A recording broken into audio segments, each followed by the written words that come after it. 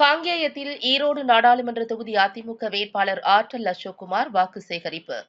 திருப்பூர் மாவட்டம் காங்கேயம் பகுதிகளுக்குட்பட்ட பகுதிகளில் ஈரோடு நாடாளுமன்ற அதிமுக வேட்பாளர் ஆற்றல் அசோக்குமார் கீரனூர் மற்றும் சாவடிப்பாளையம் உள்ளிட்ட பகுதிகளில் தீவிரமாக இரட்டை இலை சின்னத்திற்கு வாக்கு சேகரித்தார்.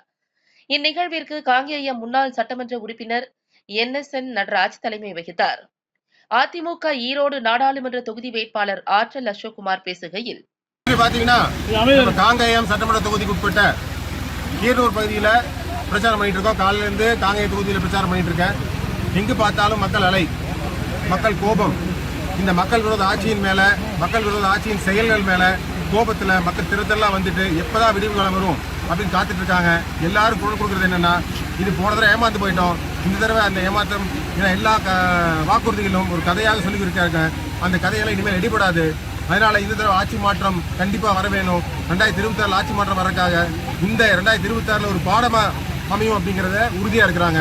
ஏன்னா எந்த நலத்திட்டம் இல்லை இந்த கிராமத்திலே பார்த்தீங்கன்னா, எந்த ஒரு அடிப்படை வசதிகள், வீடு எல்லாம் பராமரிப்பு இல்லை, சமுதாய கூடம் இல்லை, தண்ணி இல்லை, எல்லா பிரச்சனையும் இருக்குது. ஆனால் எதுவும் செய்ய மாட்டேங்கிறாங்க.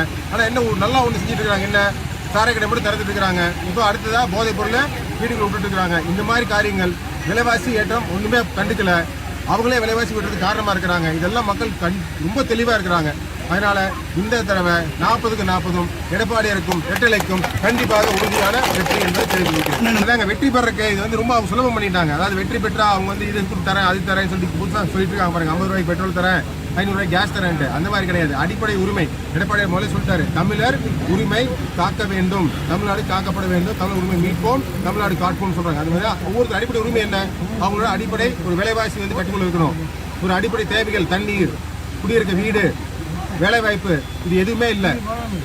எல்லா ஊர்லயும் கட்டமைப்பு மேம்படுத்தப்பட வேண்டும். ரோடு, தண்ணி போடுறது, ரோடு டிச்சு கட்டுறது, இதெல்லாம் எதுவுமே செய்யாமல் இருக்கிறாங்க. அதனால அடிப்படை தேவைகள் ஒவ்வொரு ஊர்லயும், ஒவ்வொரு மனிதனுக்கும், ஒவ்வொரு தமிழருக்கும் ஆன உரிமை, ஆனா அடிப்படை கட்டமைப்பு வசதி, அடிப்படை வேலை வாய்ப்பு வசதி, அடிப்படையாக என்னன்னா வேலை வாய்ப்பு கரெக்டாக இருந்தால் தான், விலைவாசியும் கட்டுக்குள்ள இருந்தால் தான் வாழ்வாதாரம் மேல்படும். அந்த வாழ்வாதாரம் மேம்படுறத எப்படி செய்யணுங்கிறதா என்னோட கோரிக்கை. இந்த மத்திய அரசும் சரி, மாநில அரசு கிட்டையும் ஒரு நாடாளுமன்ற உறுப்பினராக கடும் பாடுபட்டு அதை நிலைநாட்டதான் இந்த தேர்தல் இறங்கியிருக்கிறேன். கண்டிப்பாக அதை நிறைவேற்றுவேன்.